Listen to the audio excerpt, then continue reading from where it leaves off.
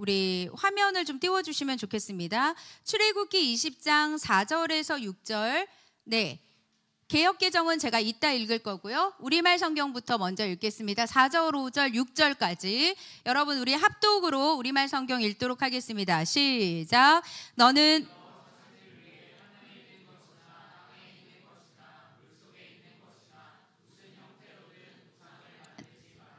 너는 그것들에게 절하거나 예배하지 마라. 내 하나님 나 여호와는 질투하는 하나님이니 나를 미워하는 자들에 대해서는 아버지의 죄를 그 자식에게 갚되 3, 4대까지 갚고 나를 사랑하고 내 계명을 지키는 자들은 1000대까지 사랑을 베푼다. 아멘. 신명기 5장 8절에서 10절도 여러분 함께 보겠습니다. 우리말 성경으로 다시 한번 볼게요. 너희는, 자 읽겠습니다. 8에서 10절 시작. 너희는 저 위 하늘이나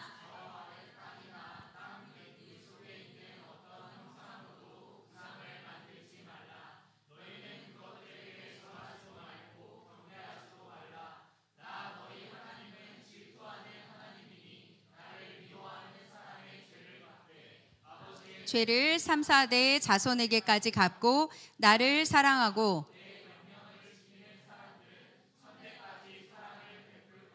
아멘. 네, 여러분 우리 마음을 집이라고 가정한다면 집에는 뭐가 있죠? 방이 있잖아요. 방, 그렇죠?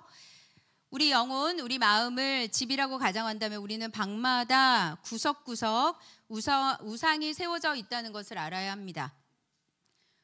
우리의 마음 가득의 한쪽에는 탐욕이라는 우상, 한쪽에서는 욕심이라는 우상, 한쪽에서는 하나님 말고 다른 것들이 우리에게 끊임없이 세워져 있습니다.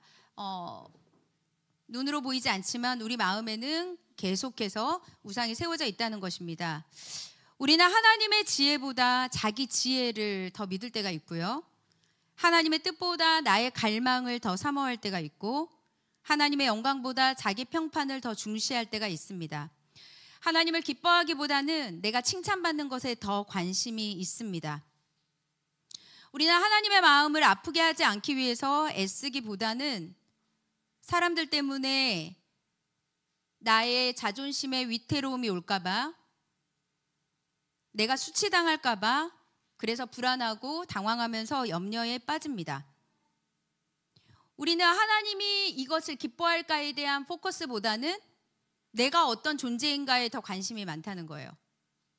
나의 감정이 중요하고 나의 상황이 중요하고 내 생명이 더 중요한 거죠.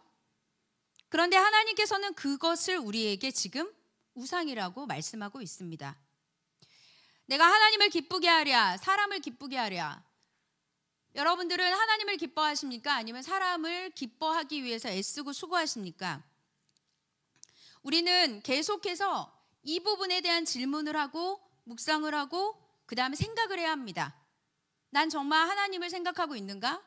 하나님을 기뻐하고 있는가? 여러분, 우리는 나 자신에게 너무나 많은 포커스가 있기 때문에 그래서 여러분 하나님을 생각하지 못하는 거거든요. 얘기해도 돼요? 얘기해도 돼요. 엄마, 아빠도 불러주세요. 아빠, 엄마만 이렇게 동등하게. 그래서 여러분 모든 인간은 이렇게 계속해서 나를 사랑하는 거, 내가 중심이고 내가 하나님 앞에서, 그러니까 나의 모든 것들이 내가 괜찮으면 하나님도 괜찮은 거예요. 나의 상태가 좋으면 하나님 앞에 은혜를 받는 것 같은 거죠. 그런데 하나님께서는 그렇게 우리를 세워가시지 않습니다. 여러분 야곱 이야기를 오늘 할 건데요. 야곱 이야기를 통해서 이 계명을 우리가 보려고 합니다. 자, 창세기 몇 장부터 여러분들이 좀 보시냐면 32장. 이래야 윤일에 하나님 불러보세요. 하나님. 지금 하나님 앞에 예배드리는 시간이에요. 자, 야곱 이야기를 우리가 함께 보려고 합니다. 창세기 32장 펴놓으세요. 제가 이제 이따가 계속 얘기할 것입니다. 여러분, 야곱은 우리의 모습에 저는 가장 가깝다고 생각하거든요. 그래서 오늘 이 이계명에서 야곱의 모습이 우리의 모습이라는 것을 알면서 적용하면서 한번 가보도록 하겠습니다. 야곱하면 뭐가 생각나세요? 여러분? 이상혁 리더, 인도자님, 야곱하면 딱 생각나는 거 아무거나 좋습니다. 씨름, 무슨 씨름이요? 천사와 씨름했던 거. 태영이는 야곱하면 뭐가 생각나세요? 목사님을 굉장히 원망하는 눈빛으로 지금 쳐다보고 있어요.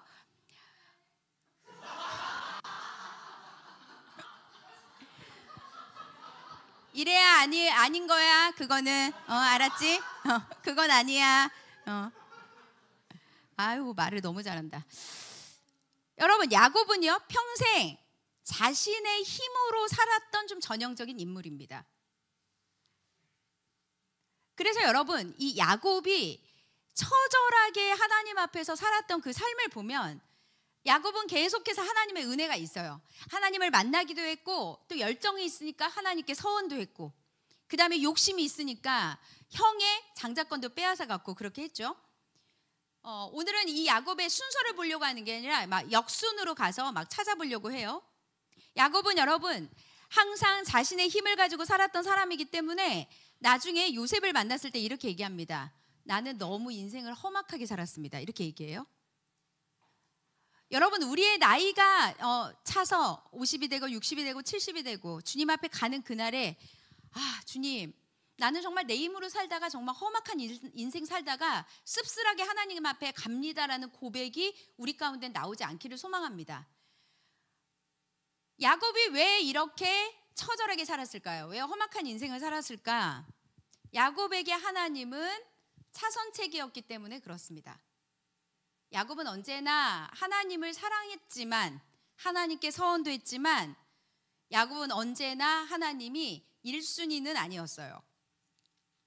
여러분, 야곱이 먼 나라로 도피했죠. 형이 죽일까봐 도망갔죠.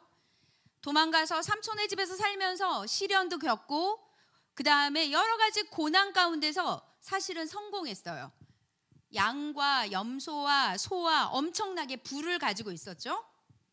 부가 생기니까 라반과 라반의 아들들이 야곱에게 무엇이 생겼냐? 화가 난 거예요. 우리 집에서 얹혀 살았던 주제에 우리 집보다 더 부자네요. 여러분, 그러니까 가족이라도 이렇게 되는 겁니다. 친척이라도 네가 더 잘 되니까 너무 좋다. 그게 아닌 거예요. 야곱에게 반감이 생겼습니다. 그래서 야곱이 결정하죠. 다시 고향으로 가야겠다라고 합니다. 그런데 여러분, 이 가정에는 왜 하나님이 차선책이었냐면, 야곱이 이제 이 라반을 피해서 도망가는 과정에서 야곱이 가장 사랑했던 아내 라헬이 무엇을 가지고 가냐면 그 집안의 신상이었던 드라빔을 훔쳐서 가져갑니다. 뭐예요? 드라빔이 우상이죠. 일종의 영적인 보험인 거예요. 혹시 가다가 무슨 일이 생기면, 혹시 나한테 위급한 일이 있으면 우리가 과거에 섬겼던 옛날 신을 부를 작정인 것입니다. 여러분, 우리도 마찬가지입니다. 우리 삶에서 주님이 차선책으로 실패에 대비하는 그런 들러리로 세울 수는 없습니다. 하나님은 우리 계획을 이루시는데 도와주는 보충 자원이 아니라는 것입니다. 하나님 자체가 완전한 계획이고 완전하신 것이지, 하나님 있지만 드라빔도 가지고 있어야 되겠다라고 하는 생각은 하나님을 차선책으로 생각하는 것입니다. 무슨 말이냐? 야곱은 계속해서 머리를 굴려요. 그래서 여러분, 이 가정에 무엇이 필요했냐? 하나님의 절대적인 은혜가 필요했습니다. 자, 이런 어쨌든 이 신을 가지고 출발하죠. 야곱은 계속 머리를 썼습니다. 온 가족과 함께 제산을 가지고 고국으로 향했는데, 다 왔을 때 소식을 하나 접하죠. 바로 에서가 400명 데리고 야곱을 만나러 온다는 소식을 들은 거예요. 자, 말씀 하나 찾겠습니다. 창세기 32장 6절 말씀을 한번 보도록 하겠습니다. 창세기 32장 6절입니다. 여러분 한번 읽어보도록 할게요. 시작.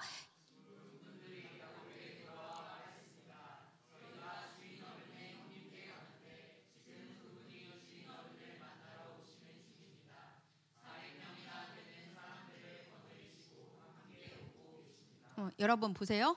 라반 피했더니 누가 와요? 라반 피했더니 누가 와요? 에서가 오는 거예요.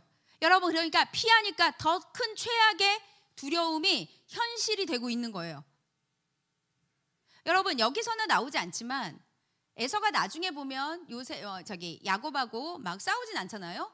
그런데 여러분 400명을 끌고 온다는 건 뭘까요? 상상해 보면 에서가 전쟁하겠다는 얘기입니다. 그렇게 상상할 수 있습니다. 야곱은 그러니까 즉시 무엇을 했냐? 가뜩이나 머리도 좋고 잔머리도 좋은데 머리를 돌리기 시작합니다. 그래서 어떻게 하냐? 일단은 여러분 야곱이 여호와 하나님께 기도로 도움을 구해요. 우리도 그렇게 하잖아요. 차선책이지만 어쨌든 중요하니까 기도는 한다 이 말입니다. 우선 기도로 하나님께 도움을 구한 다음에 무엇을 하냐? 편을 나누죠. 두 대로 나눕니다. 앞에 가는 사람. 가족과 전체 무리를 반반씩 둘로 나눠서 에서가 공격하더라도 다른 쪽으로 피할 수 있는 시간을 벌려고 머리를 쓰고 있는 것입니다. 세상에서는 이런 사람들을 굉장히 지혜롭다고 얘기하죠. 똑똑하다고도 얘기합니다. 창세기 32장 7절부터 9절까지 한번 보도록 할게요. 한번 읽어보도록 하겠습니다. 야곱은 너무 두렵고 마음이 괴로워서 자 읽겠습니다. 시작. 야곱은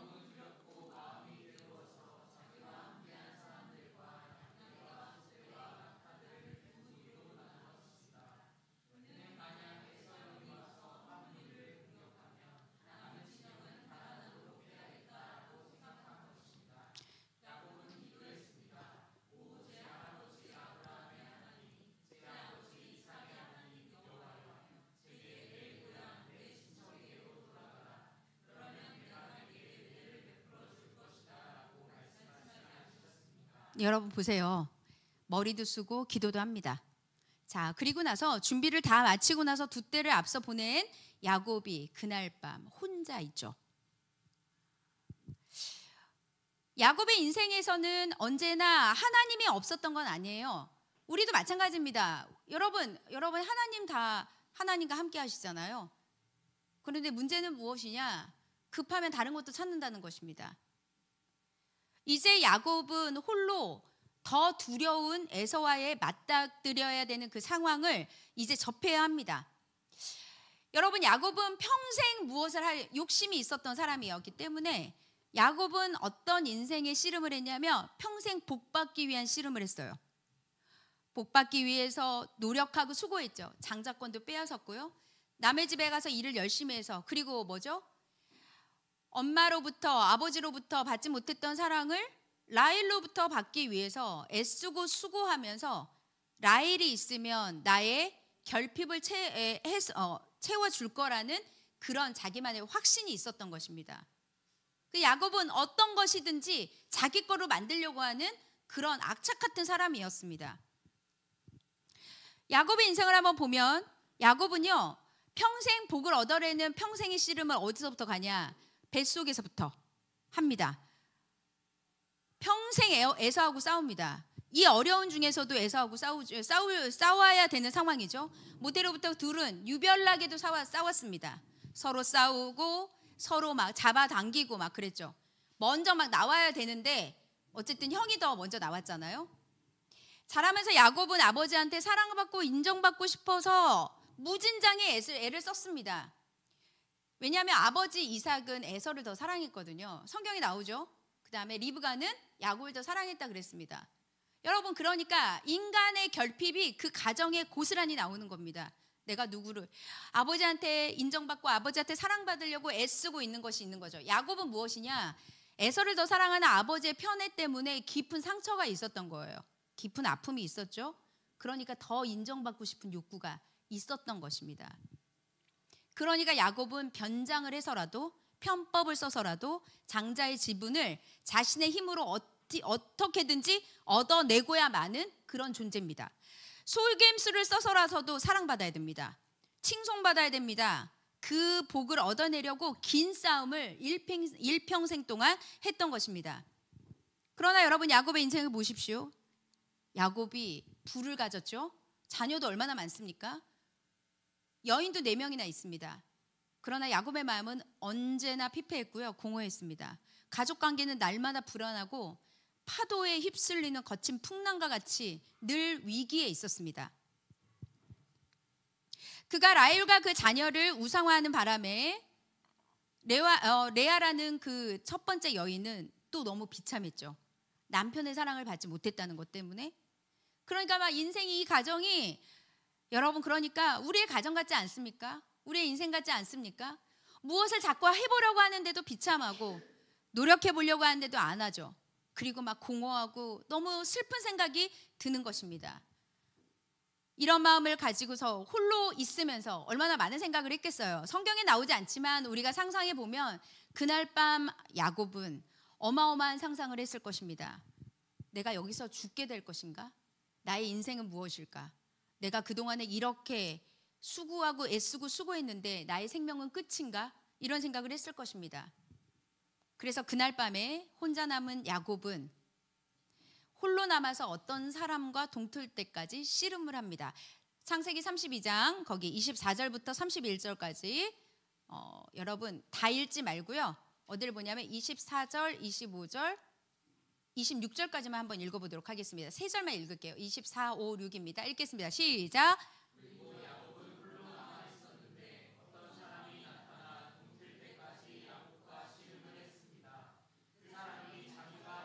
이기지 못하는 것을 알고는 야곱의 엉덩이 뼈를 쳤습니다. 야곱이 그 사람과 씨름하는 사이에 야곱의 엉덩이 뼈가 어긋나게 됐습니다. 그 사람이 말했습니다. 동이 텄으니 야곱이 대답했습니다. 저를 축복하지 않으시면 못 갑니다.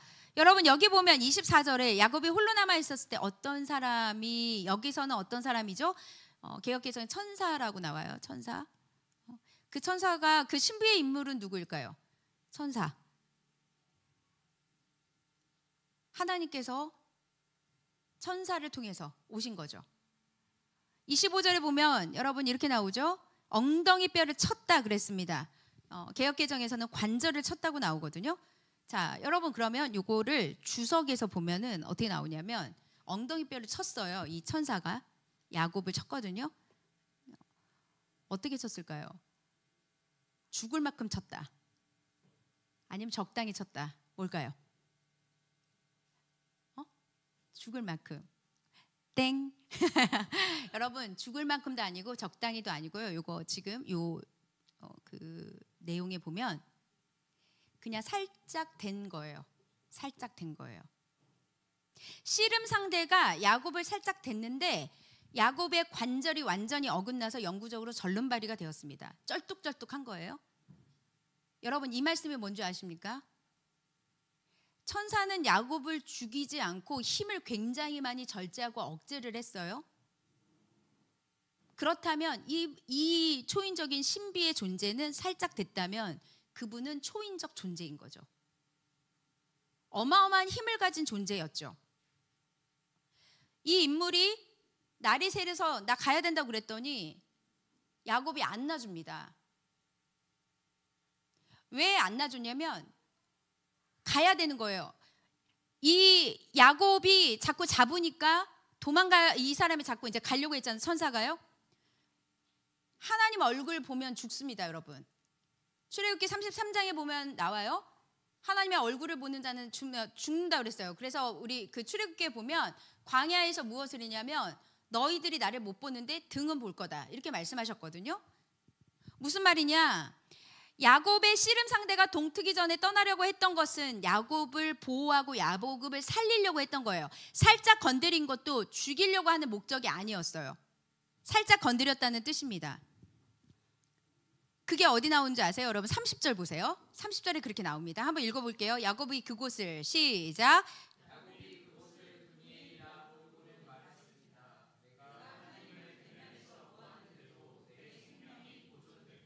할렐루야. 여러분 보세요.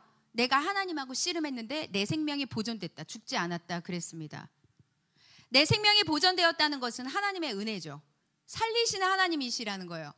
하나님은 우리에게 주는 여러 가지 연단과 두려움의 상황들이나 문제의 상황이 나의 생명을 보존하게 하시려고 하는 하나님의 뜻이지, 죽이시는 게 하나님의 뜻은 아닙니다. 하나님은 우리를 살리시기를 원하고 그 뜻 안에서 하나님이 누구인지를 알기를 원하는 것이 하나님의 뜻이었다는 거예요. 여러분, 하나님께서 만약에 야곱을 정말 죽일 생각이었다면 이렇게 만나주지 않죠. 이름을 바꿔주지 않습니다. 야곱은 그날도, 그러니까 여러분, 야곱의 인생은 처음부터 완전히 완벽하게 성화가 돼서 갔던 게 아니라 주님을 찾았다가 주님을 또 자기 마음대로 했다가 위급하면 또 주님을 찾았다가 그러지 않았습니까? 그런데도 불구하고 여러분, 언약의 하나님은 야곱이 그렇게 한다 할지라도 끝까지 야곱을 하나님의 그 약속 가운데서 이루시고 성취하시면서 역사하셨다는 그 사실을 여러분들이 믿으시기 바랍니다. 우리가 지금 죽을 것 같은 위기가 있다 할지라도 하나님께서는 우리에게 말씀하십니다. 내 생명이 보존됐구나. 바로 브니엘의 하나님이 되시는 거죠. 우리가 하나님 앞에서 이런 은혜를 갖기를 바랍니다. 야곱은 어떤 생각을 했냐? 오늘 30절에 보니까, 알고 보니까 야곱은 하나님하고 씨름하고 있었던 거예요. 못 갑니다. 그러니까 어떤 걸 했습니까? 생각해 보니까 엄청 겁없는 행동을 막 한 거예요. 이 상황에서 여러분 뭐를 해야 돼요? 야곱이? 이 상황에서 여러분, 나 지금 에서한테 죽을 것 같으니까 살려주세요. 죽고 싶지 않아요 라고 해야지 사실은 문맥상 맞거든요. 성경에서는 맥락이, 저 살려주시면 하나님 제가 이 살려주시는 대로 내가 살겠습니다, 이게 아니었고, 야곱은 정말 그 성향이 그대로 드러납니다. 붙들고 뭐라고 했냐면 축복 안 해주면 못 간다, 이렇게 얘기해요. 축복해 주세요. 축복. 32장 26절 보면, 동이 텄으니 나를 보내다오. 야곱이 대답했습니다. 저를 축복하지 않으면 못 갑니다. 근데 여러분, 이 말을 다시 확장하면 무슨 얘기냐? 야곱이 나는 하나님 평생 잘못 살았습니다, 이 고백이 들어있는 거예요. 하나님, 저는 너무 인정받고 싶어서 라헬에게서 행복을 찾으려고 했고, 하나님, 저는 돈이 많으면 부자가 되면 행복할 줄 알고 그랬거든요. 내가 하나님을, 브니엘을 만났는데 내 생명이 보존됐어요. 아, 생명의 주관자이신 하나님을 만나니까 내가 지금까지 했던 모든 게 되게 바보 같은 행동이었구나라는 걸 깨닫게 된 것입니다. 그래서 축복하지 않으면 가겠습니다. 여기서 이 축복은 하나님 앞에 무엇이냐? 복이 하나님 안에 있습니다. 그 복을 나에게 주지 않으면 못 보내드립니다. 다른 것은 안 줘도 되니까 저 지금 죽어도 좋으니 하나님이 위로부터 주시는 그 복을 나에게 주옵소서, 그 말이에요. 그랬더니 여러분, 천사가 이렇게 얘기하죠. 29절에 보면 야곱이 주의 이름을 말씀해 주십시오. 그가 대답했습니다. 어찌하여 내 이름을 묻느냐? 그가 거기에서 야곱을 축복했습니다. 그랬습니다. 야곱이 새롭게 또 바뀌는 전환점이 있는 곳이죠. 하나님은 결국 야곱의 그 집요함으로 축복을 하셨습니다. 진짜 복을 받은 거예요. 진짜 하나님의 복을 받게 된 것입니다. 야곱은 이제 복음을 믿는 자가 되었습니다. 비록 절름발이가 되었고 몸은 이제는 온전하게 쓸 수 없는 아주 멋진 몸이 되지 않았지만 그는 복이 무엇인지를 알았어요. 브니엘의 하나님을 만나고 복이 무엇인지 알았고 충만이 무엇인지 알았고 그 자리에서 겸손하면서 담대해졌습니다. 그래서 야곱에게 이름을 주죠. 너는 야곱이 아니라, 겨루어서 이긴 자가 아니라 이스라엘이다. 하나님 나라 백성이다라는 말씀을 주신 것입니다. 여러분, 하나님 앞에 평생 갈구했던 복을 얻었습니다. 여러분, 그리고 나서 어떤 일이 일어나죠? 에서가 왔잖아요.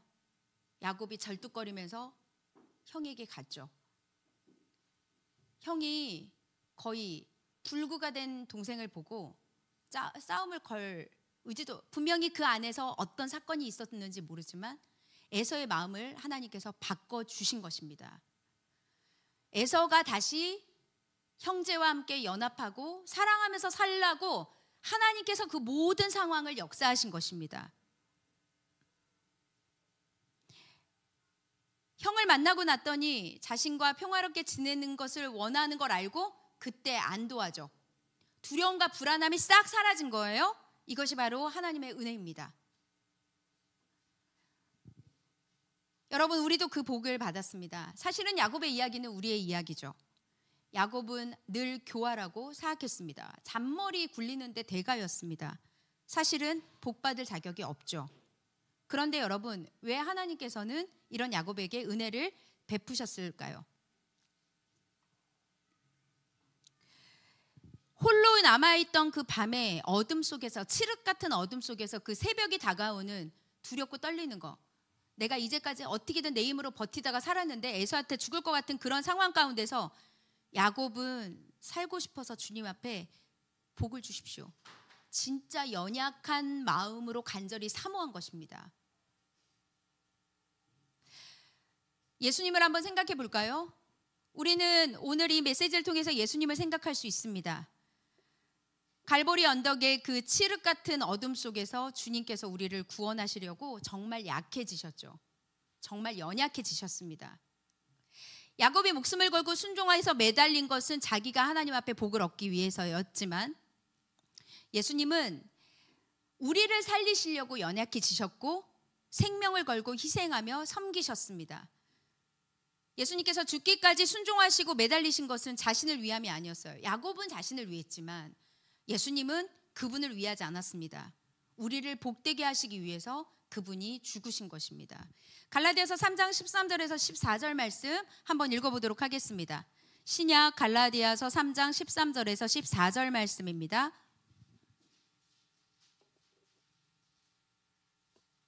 한번 읽어보도록 할게요. 시작. 그리스도께서는 우리를 위해 저주를 받으시고 율법의 저주에서 우리를 구속해 주셨습니다. 기록되기를 나무에 달린 사람마다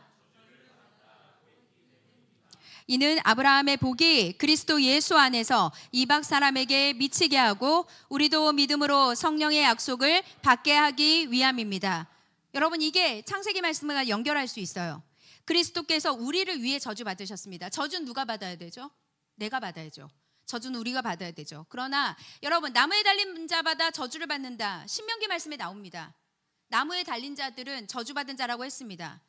그런데 여러분, 아브라함의 복, 이삭의 복, 야곱의 복, 그 하나님의 원천적인 복을 우리가 받도록 하기 위해서, 성령으로 받게 하기 위해서, 그것이 이방의 모든 민족까지 미치게 하기 위해서 예수 그리스도께서 여러분 나무에 달려서 나 대신 저주를 받으신 것입니다.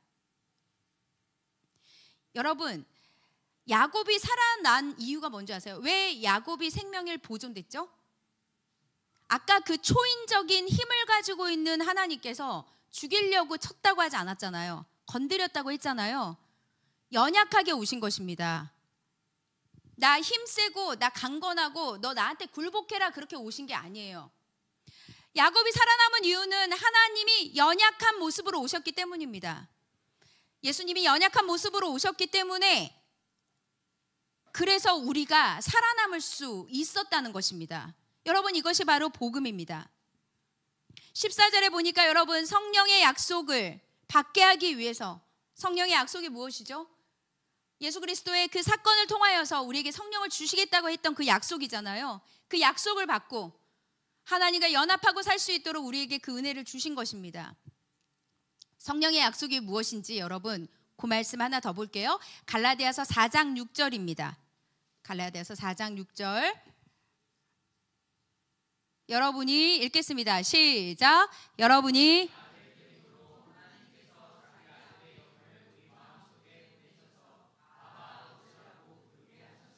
여러분, 아바, 아버지, 아바가 뭐죠? 아빠란 뜻이에요. 아람어요. 아람어. 알아놓으세요. 아람어로 아바, 아버지의 애칭입니다. 부모의 사랑에 대한 어린아이의 당당한 믿음을 가르치는 것입니다. 성령께서 우리에게 오셨기 때문에 당당하게 우리는 아바, 아버지라고 부를 수 있는 거예요. 성령이 오시지 않았으면 우리는 지금 휘장이 갈라지고 예수님께서 완전히 찢기셨기 때문에 우리가 지성소로 들어가는 담력을 얻었습니다. 아버지를 아버지라 부를 수 있게 되는 것입니다. 아버지를 아버지라 부르지 못하고 형을 형이라 부르지 못하는 홍길동이 아니라 이 말이에요.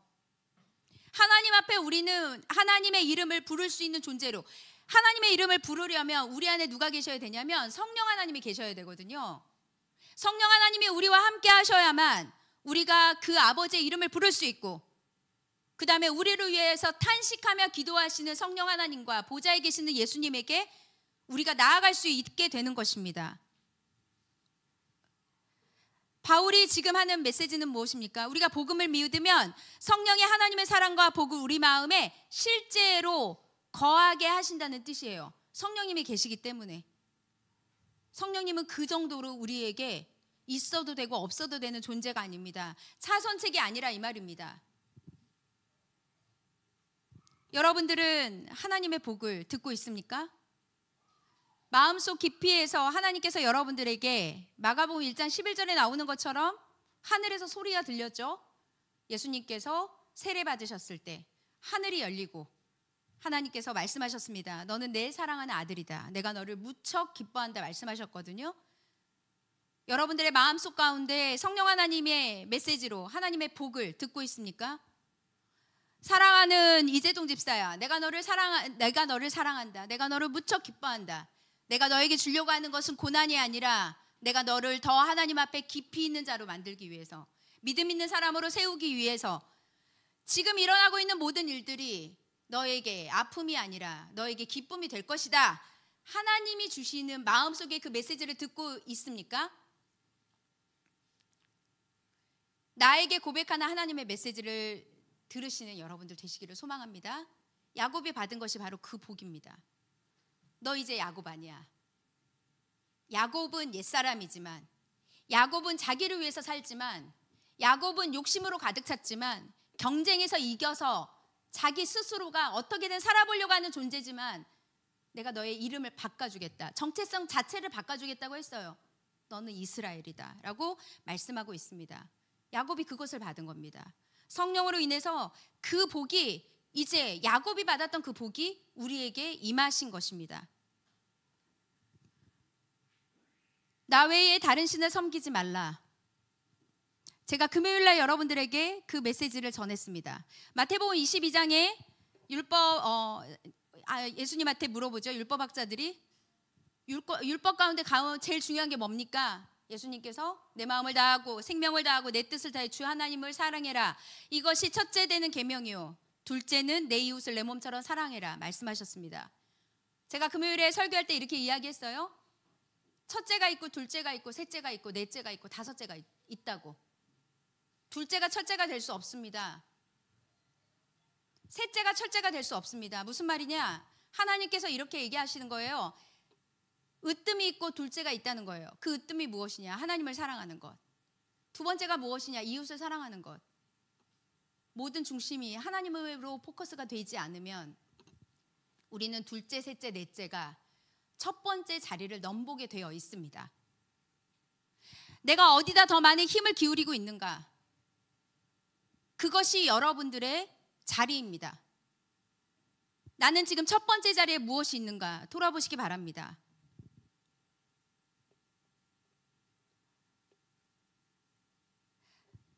여러분, 오늘 제가 이 야곱의 이야기를 예수 그리스도의 십자가와 연결하면서 우리가 그것을 알았으면 좋겠어요.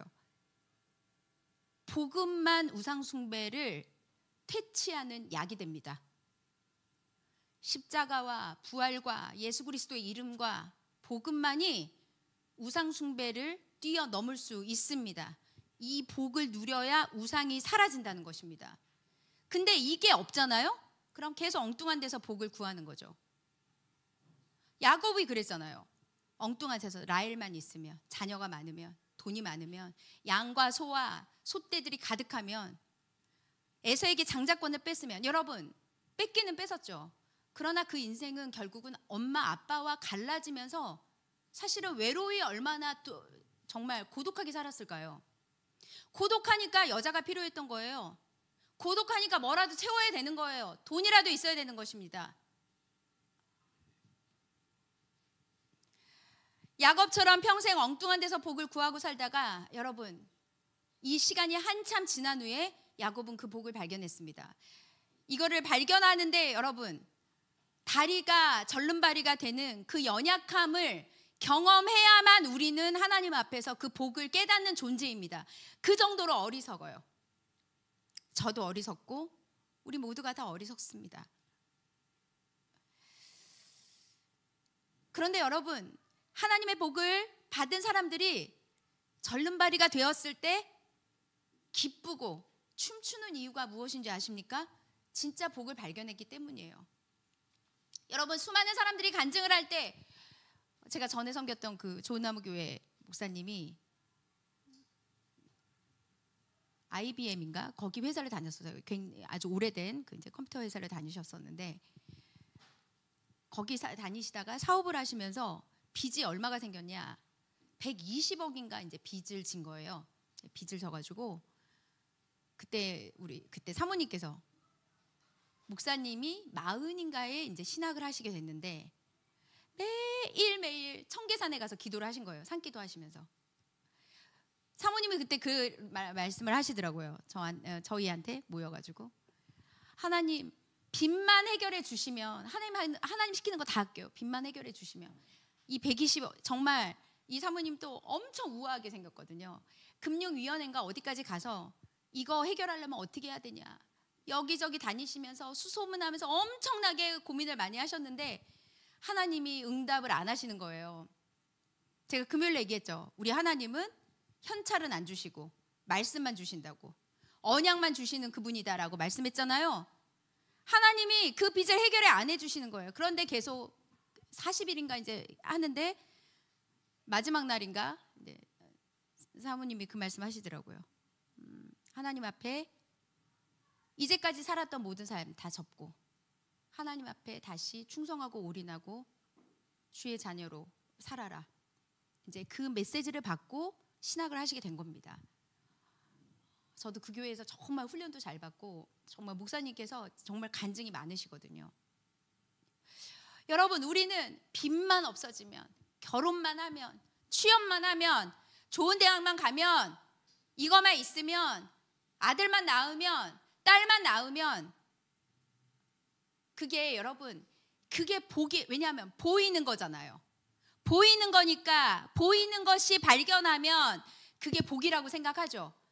제가 얘기하는 거 저주라고 하지 않았습니다. 복입니다. 그런데 중요한 것은 하나님은 그거 말고 더 큰 복을 우리에게 주고 싶은데 그러기 위해선 여러분 환도표를 하나님이 건드리질 않으면 나의 가장 약한 부분을 건드리지 않으면 하나님 앞에서 우리는 그 복을 사모하는 자가 아니라는 것입니다. 하나님 미련해 보이시지 않아요? 그런데 하나님 말씀하셨습니다. 고린도전서 1장 25절에 보면 하나님의 어리석음이 사람의 지혜보다 더 지혜롭고 하나님의 연약함이 사람보다 강하다. 오늘 이 말씀이 바로 그 말씀입니다.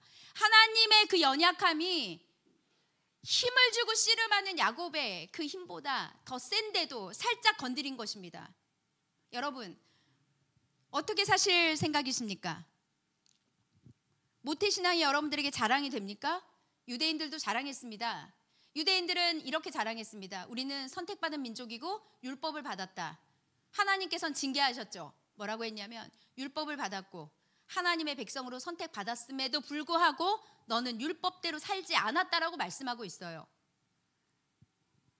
우상의 많은 죄 중에 하나가 여러분 우상 숭배는요 우리가 죄를 짓는 것 중에 하나가 아니에요.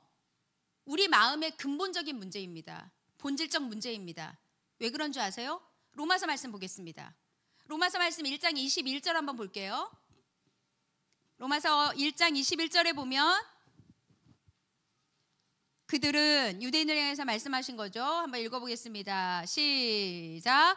그들은 하나님을 알면서도 하나님을 영화롭게 하지도 않고 감사하지도 않았습니다. 오히려 그들의 생각이 허망해졌고 그들의 어리석은 마음은 어두워졌습니다. 하나님을 알면서도가 핵심이에요. 여기에 하나님 모르시는 분 있어요? 다 알죠? 하나님을 아는데 율법을 가지고 있는데 가지고 있으면 뭐합니까? 지키지 않는데요. 영화롭게 하지 않는데요. 감사하지 않는데요. 오히려 마음은 뭐예요? 하나님 알면서도 마음은 계속 허망하대요. 마음은 계속 공허하대요. 마음은 계속 어두워지고 있다는 거예요. 이것이 바로 우상입니다. 사랑하는 여러분, 나 외에 다른 신이 없다는 것은 첫 번째가 있다는 뜻입니다. 땅에 있는 것이나 하늘에 있는 것이나 땅 아래에 있는 것이나 형상을 만들지 말라는 것은 우리 마음의 영혼의 집에 방마다 들어가 있는 우상들이 우리에게 엄청나게 넘쳐 있으니 그것을 제거하라는 뜻입니다. 지혜를 가지십시오. 어리석은 사람은 십자가 부활에 대해서 관심이 없습니다.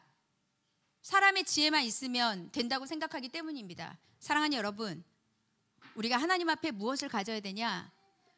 지혜와 지략은 하나님을 사랑하고 인생을 거는 것입니다. 지혜는 이래는 할 뻔했어요. 이래는 지금 지혜는 하나님을 사랑하는 데 인생을 거는 것입니다. 여러분 마음속으로부터 이런 생각하세요? 나 이 정도면 그래도 좀 하고 있는 건데. 여러분 진짜 교만한 겁니다. 어디 하나님 앞에서 그런 생각을 합니다. 그런 생각을 합니까? 내가 너보다는 좀 낫다. 어떻게 그런 생각 하냔 말이에요. 주님 나를 불쌍히 여겨주십시오. 처절해야 합니다. 사랑하는 여러분, 우리는요 창조주 하나님이 아버지세요. 하나님은 나를 위해서 존재하는 게 맞는 말이지만 정확하게는 나를 위해서 존재하지 않는 것도 맞는 말입니다. 무슨 말이냐? 하나님, 왜 내 기도는 안 들어주세요? 정확하게 이야기해 볼게요. 하나님이 굳이 우리 기도 응답하실 이유가 없어요. 하나님이 응답 안 하셔도 우리는 사실 할 말이 없습니다. 우리는 그저 연약하고 먼지 같은 존재인데 그럼에도 불구하고 주님께서 우리를 사랑하시기에 그 기도에 응답하시는 것입니다. 하나님은 하나님의 뜻을 이루어 가세요. 나의 뜻에 하나님이 복종하게 한다면 여러분들은 하나님을 지금 우상으로 생각하는 것입니다. 사랑하는 여러분, 말씀을 정리하려고 합니다. 여러분들이 만든 신이 있습니까? 그것이 무엇입니까? 여러분들의 결핍과 열등감과 수치심이 우상을 끊임없이 만들어낸다는 것을 잊지 마십시오. 거기서 자유롭기 위해서 우리는 하나님의 말씀으로 다시 들어가야 합니다. 제가 어저께 묵상에 썼어요. 살아나는 길이 무엇일까요? 한두 장 찔끔찔끔 읽지 마시고요. 막 통으로 읽으시라니까요. 하나님의 말씀을 방해하는 게 있으면 다 끊어버리세요. 여러분 이번 주 일주일이라도 한번 끊어보세요. 아니 단 하루라도 한번 끊어보세요. 그리고 한번 오롯이 신약이라도 전체적으로 쭉 한번 통독을 하든지 시편 잠언이라도 쭉 하루 만에 여러분 통독을 한번 해보든지. 그건 하기 싫죠. 여러분들 안에 우상이 많으니까. 돈, 명예, 스펙, 나, 성공. 이것이 여러분 인생을 피폐하게 합니다. 어느 분이 저한테 물어봤어요. 목사님은 정말 하나님께서 먹이고 살리고 이쁘시다는 걸 믿으십니까? 당연하죠. 믿습니다. 여러분 진짜 믿으세요? 믿는데 왜 이렇게 불안해요? 믿는데 왜 이렇게 두려워요? 하나님 앞에 시간과 물질을 쏟는 거에 대해서 왜 그렇게 인색하세요? 불안하니까. 내가 주인이니까. 주만 섬기십시오. 여러분들이 가지고 있는 모든 거 다 변합니다. 다 사라집니다. 진짜만 남게 돼 있어요. 진짜를 붙들고 우상을 버리고 우리 하나님 앞에 나아가는 우리 모두가 되기를 소망합니다. 자리에서 일어나겠습니다. 이 시간 우리가 오늘 찬양하고 오늘 이번 주에 우리